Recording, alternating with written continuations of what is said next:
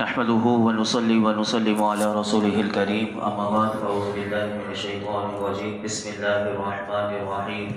وان الله ربي وربكم فاعبدوه هذا صراط مستقيم فاختلف الاحزاب من بينهم فويل للذين كفروا من مشهد يوم عظيم۔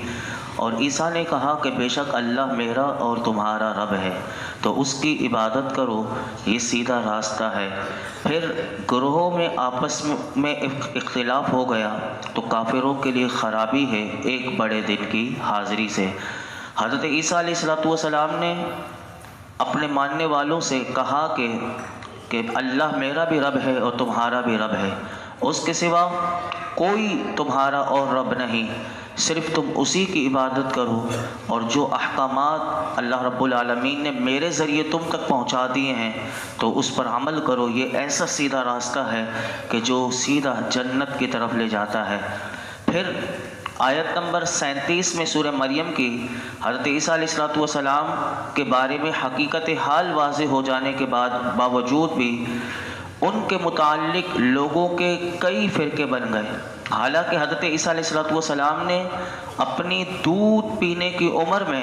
آپ نے کلام کرنا اور کلام کی ابتدا بھی آپ نے اس چیز سے کی تھی کہ اس اختلاف کو کاٹ کر رکھ دیا تھا کہ میں ایک بندہ ہوں اور معاذ اللہ میں نہ خدا ہوں نہ خدا کا بیٹا ہوں، اور اس طور پر واضح طور پر دلالت کرتا ہے کہ وہ اللہ کے خاص بندے اور رسول ہیں۔ لیکن پھر بھی عیسائیوں میں 4 بڑے فرقوں میں وہ تقسیم ہو گئے۔ تفسیر خازن میں سورہ نساء کی آیت نمبر 171 میں آپ کے سامنے عرض کر چکا تھا کہ ان کے 4 فرقے جو ہیں وہ یعقوبیہ، ملکانیہ، نستوریہ اور مرکوسیہ، یہ عیسائیوں میں آج بھی یہ 4 فرقے پائے جاتے ہیں۔ یعقوبیہ اور ملکانیہ یہ فرقہ جو ہے یہ حضرت عیسیٰ علیہ السلام کو ڈائریکٹ یہ خدا کہتے ہیں، اور نستوریہ جو ہیں یہ حضرت عیسیٰ علیہ السلام کو اللہ کا بیٹا کہتے ہیں معاذ اللہ، اور جبکہ مرکوسیہ فرقہ کا عقیدہ یہ ہے کہ وہ 3 میں سے تیسرے ہیں۔ اور اس جملے کا مطلب یہ ہے کہ اس میں بھی ان میں اختلاف ہے، اور اس کو کس نے اس فرقے کو نکالا تھا تو ایک یہودی تھا، اس کا نام بولس تھا، اس نے اس گمراہ عقیدے کی تعلیم لوگوں کو دی تھی اور اس نے لوگوں کو یہ سبق پڑھایا تھا۔ آج تک یہ سبق ان کے ذہنوں میں یہی غلط سبق ہے کہ وہ سبق یہ تھا کہ بعض 3 اقنوم یعنی 3 وجود مانتے تھے اور کہتے تھے کہ باپ، بیٹا اور روح القدس، فرماتے یہ کہتے تھے کہ یہ 3 ہیں، اور باپ سے ذات مراد لیتے تھے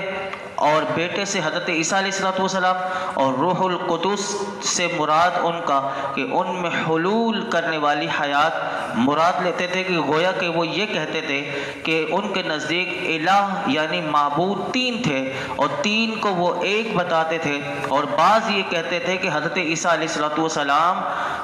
ناسوتیت یعنی انسانیت اور الوہیت کے جامع ہیں، 2 چیزوں کے جامع ہیں۔ تو ناسوتیت کہاں سے آئی؟ تو وہ یہ کہتے تھے کہ ماں کی طرف سے، ماں ان کی انسان ہے تو ان کی طرف سے ان میں ناسوتیت آئی، اور یہ کہتے تھے کہ باپ کی طرف سے یعنی معاذ اللہ اللہ کی طرف نسبت کرتے ہوئے کہتے تھے کہ باپ کی طرف سے الوہیت ان کے اندر آئی، اور اللہ رب العالمین ایسے ظالموں کے بارے میں کہتا ہے تعالی اللہ عما یقولون علوا کبیرا، کہ اللہ ظالموں کی بات سے پاک اور بہت بلند و بالا ہے۔ یہ وہ فرقہ بندی عیسائیوں میں تھی کہ جو اس طرح کے فرقے، لیکن تفسیر مدارک میں ایک بات یہ لکھی گئی کہ سورہ مریم کے تحت ان میں جو یہ ملکانیہ والا فرقہ ہے، ان میں سے بعض لوگوں کا یہ بھی عقیدہ ہے کہ وہ یہ کہتے تھے کہ حضرت عیسیٰ علیہ السلام کو کہ وہ اللہ کے بندے، مخلوق اور نبی ہیں، تو اس کے بارے میں لکھا گیا کہ یہ مسلمان ہیں۔ اور علامہ مفتی نعیم الدین مراد آبادی نے اپنی تفسیر میں اس ملکانیہ فرقے کو وضاحت کرنے کے بعد لکھا کہ یہ فرقہ ایک جو ہے ان میں مومن تھا، اور ان گروہوں میں سے جو کافر ہیں قرآن نے فیصلہ کر دیا کہ جب قیامت کے دن یہ حاضر ہوں گے تو ان کے لیے شدید عذاب حساب ہوگا، کیونکہ یہ آپس میں اختلاف کر رہے ہیں۔ اب آگے سنیے، فرمایا اسمع بہم وابصر یوم یأتوننا لیکن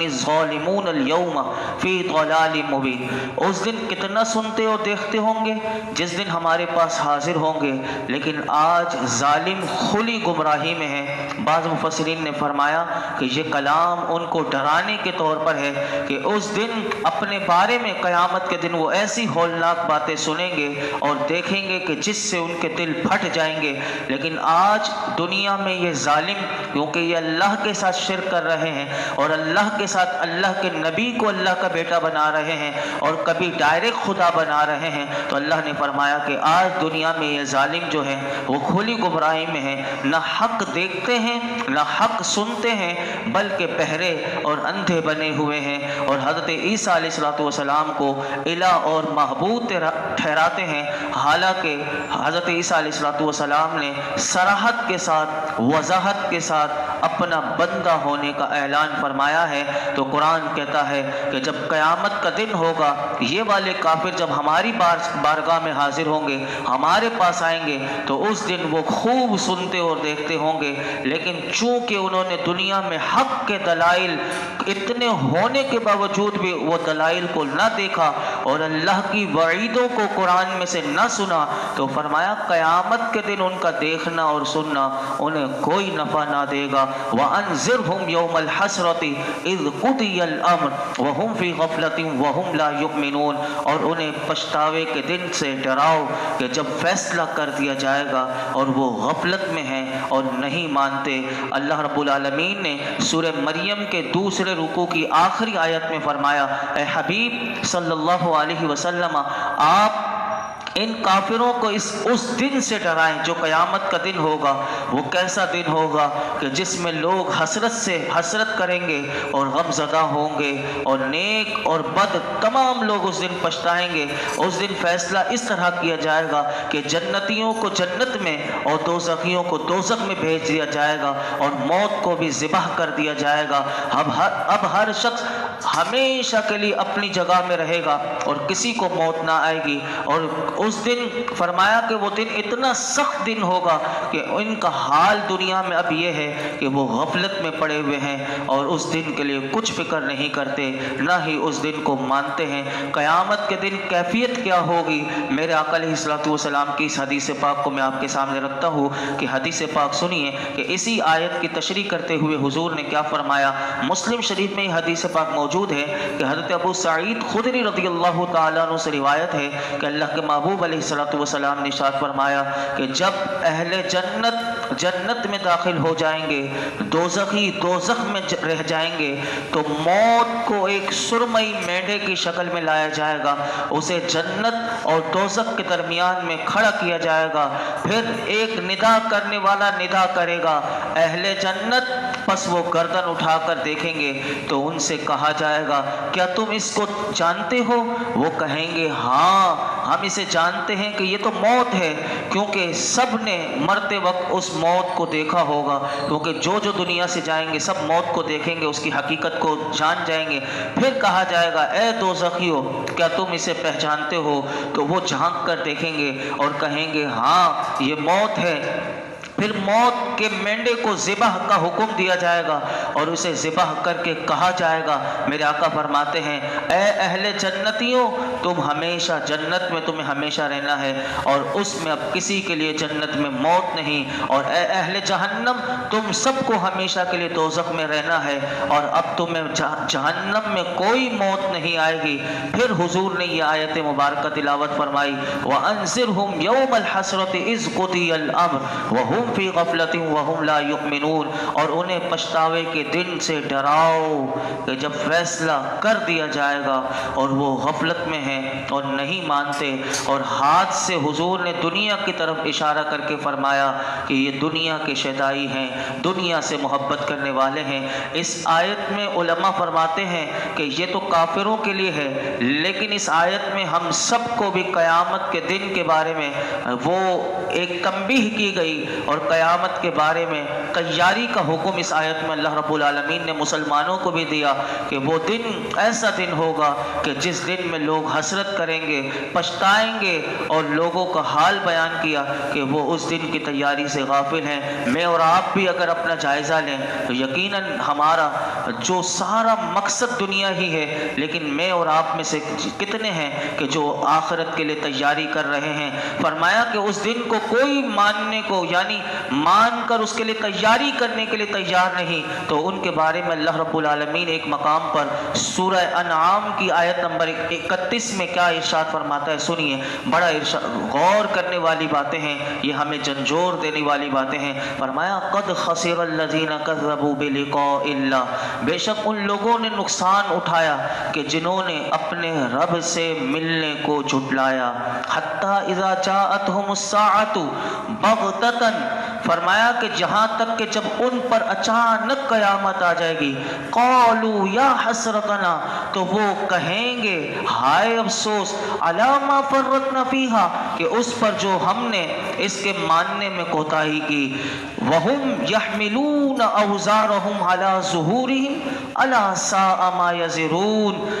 فرمایا کہ وہ اپنے گناہوں کے بوجھ اپنی پیٹھ پر لاتے ہوئے ہوں گے، قیامت کا دن ایسا ہوگا۔ فرمایا الا ساء ما یزرون، ہائے خبردار وہ کتنا برا بوجھ اٹھائے ہوئے ہیں۔ اور انجام بیان کرتے ہوئے ایک مقام پر سورہ یونس میں اللہ رب العالمین نے ارشاد فرمایا ان الذین لا یرجون لقاءنا ورضوا بالحیاۃ الدنیا واطمأنوا بها والذین هم عن آیاتنا غافلون اولئک مأواہم النار بما كانوا یکسبون، بے شک وہ لوگ جو ہم سے ملنے کی امید نہیں رکھتے۔ اب یہ دیکھیں بار بار قرآن بتا رہا ہے کہ جس کو اللہ سے ملنے کی امید نہیں ہوگی وہ دنیا میں گم ہو جائے گا۔ فرمایا کہ وہ لوگ جو ہم سے ملنے کی امید نہیں رکھتے اور دنیا کی زندگی پسند کر بیٹھے ہیں اور اس پر مطمئن بھی ہو گئے ہیں، اور وہ جو ہماری آیتوں سے غافل ہیں، ان لوگوں کا ٹھکانہ ان کے اعمال کے بدلے میں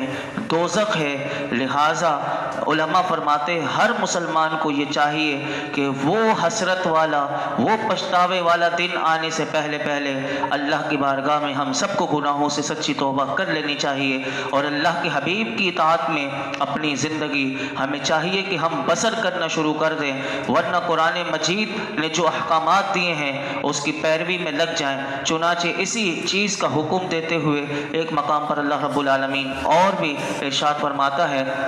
کہ وَأَنِيبُوا إِلَىٰ رَبِّكُمْ وَأَسْلِمُوا لَهُ مِن قَبْلِ أَن يَأْتِيَكُمُ الْعَذَابُ ثُمَّ لَا تُنصَرُونَ، اور اپنے رب کی طرف رجوع کرو اور اس وقت سے پہلے کہ اس کے حضور گردن رکھو کہ تم پر عذاب آئے پھر تمہاری مدد نہ کی جائے گی۔ وَاتَّبِعُوا أَحْسَنَ مَا أُنزِلَ إِلَيْكُم مِّن رَّبِّكُم مِّن قَبْلِ أَن يَأْتِيَكُمُ الْعَذَابُ ثُمَّ لَا أَن يَأْتِيَكُمُ الْعَذَابُ بَغْتَةً وَأَنتُمْ لَا تَشْعُرُونَ، اور فرمایا کہ تمہارے رب کی طرف سے جو بہترین چیز یعنی قرآن تم پر نازل کی گئی ہے اس وقت سے پہلے اس کی پیروی اختیار کر لو کہ تم پر اچانک عذاب آ جائے اور تمہیں خبر بھی نہ ہو۔ ان تقول نفس یا حسرتا علی ما فرطت فی جنب اللہ وان کنت لمن الساخرین، اور فرمایا پھر ایسا نہ ہو کہ قیامت کے دن کوئی جان یہ کہے ہائے افسوس، اس وقت افسوس کر رہا ہو قیامت کے دن ان کوتاہیوں پر کہ جو میں نے اللہ کے بارے میں کی اور بے شک میں مذاق اڑانے والوں میں سے تھا۔ تو اللہ نے فرمایا کہ یہ ان تمام لوگوں کو چاہیے کہ وہ اللہ کی طرف رجوع کریں۔ انا نحن نرث الارض ومن علیہا والینا یرجعون، کہ بے شک زمین اور جو کچھ اس پر ہے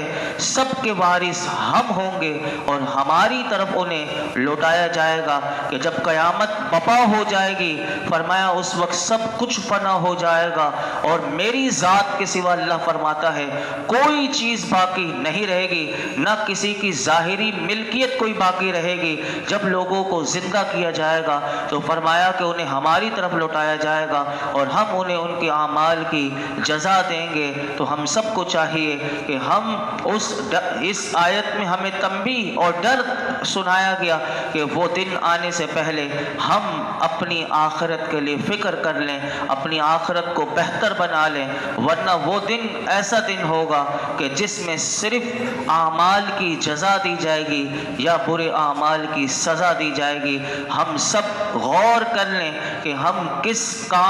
کون سے کام کر رہے ہیں، یا جزا والے، انعام والے یا سزا والے۔ اگر اللہ نے ہم پر رحم نہ فرمایا اور ہمارے گناہوں کو نہ بخشا تو جہنم کے انتہائی عذابات سہنے کے لیے پھر ہمیں تیار رہنا چاہیے، کیونکہ ہر مسلمان کو قرآن یہ بار بار پیغام دے رہا ہے کہ سب کو اللہ کی بارگاہ میں پیش ہونا ہے، اور اس پیش ہونے سے پہلے ہم سب کو چاہیے کہ ہم اپنے اعمال کی اصلاح کر لیں تاکہ اللہ کی بارگاہ سے ہمیں اچھی جزا ملے، کیونکہ دنیا میں جو بوئیں گے وہی آخرت میں کاٹیں گے۔ اگر ہم جیسا پھل ہم چاہتے ہیں، دنیا میں کسان کو دیکھ لیجئے، وہ کیسی محنت کرتا ہے کہ اس پر اچھے سے اچھا پھل آئے، میٹھا بھی ہو اور اس ذائقے دار بھی ہو اور زیادہ سے زیادہ پھلدار بھی ہو، تو پھر دنیا کی حقیقت کو ہم کیوں نہیں سمجھتے؟ یہی قرآن ہمیں بار بار پیغام دے رہا ہے کہ ہم اپنی آخرت کے لیے تیار کر لیں۔ ہم اللہ کی بارگاہ میں دعا کرتے ہیں، یا رب ہم نے قرآن کے پیغام کو سنا، ہمیں اس پر صحیح معنوں میں عمل کی توفیق عطا فرما۔ الحمدللہ رب العالمین، والصلاة والسلام علی سید الانبیاء والمرسلین وعلی آلہ واصحابہ اجمعین۔ یا رب العالمین، یا ارحم الراحمین، یا ارحم الراحمین، ہم سب کا یہاں پر جمع ہونا، درس قرآن سننا، سنانا، نماز اشادہ کرنا، درود پاک پڑھنا اپنی بارگاہ میں قبول مقبول فرما۔ کوئی غلطی کوتاہی ہوئی ہو تو معاف فرما۔ یا رب العالمین، آج ہم نے مولائی کریم فکر آخرت کا درس سنا، رب کریم ہمیں اپنی آخرت کو بہتر بنانے کی توفیق عطا فرما۔